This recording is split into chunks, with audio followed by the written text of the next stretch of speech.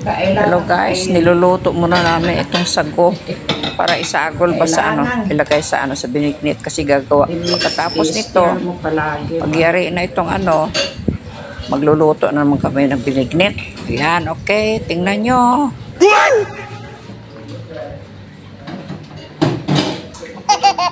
Pero itong stevia ito lahat, no? Yan. Yung stevia na yun ang gagamitin instead of sugar.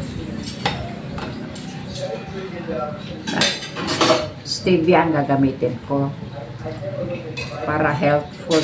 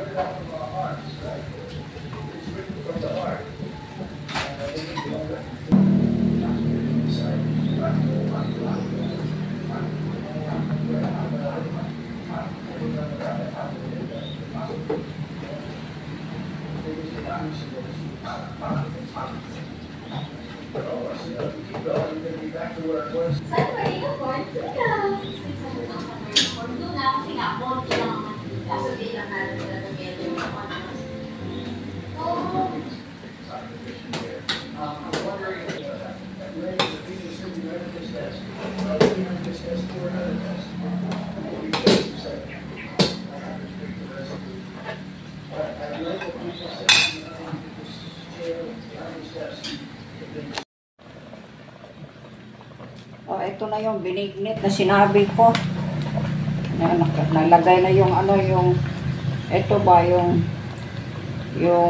sago, tingnan nyo yung sago.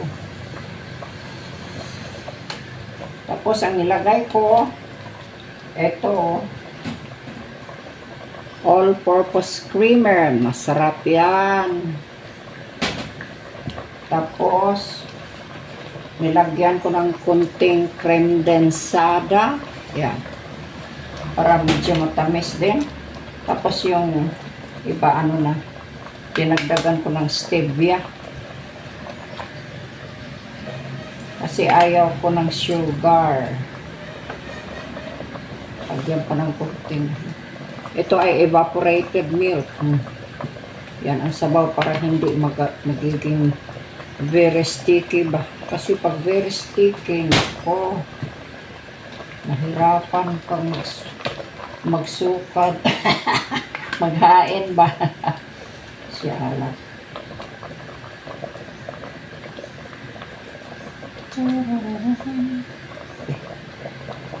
Okay.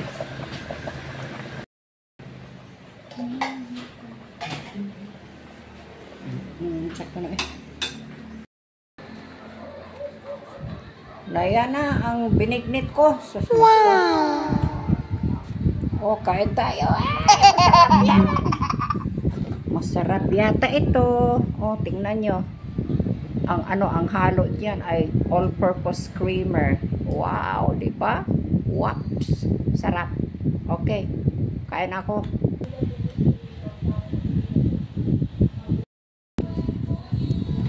May bisita akong gustong kumain, Siya ang nag-imbitar sa akin. Si Ruby yan from CDO. Salamat at nagustuhan niya ang ang luto kong binignit. What? Wow! Ito, masarap. Ayan, may sago. May kamote or sweet potato. Tapos yung gabi na talagang labo at saka ano pa bang meron? Saging, meron saging. At saka all-purpose creamer. Yan, kaya masarap talaga.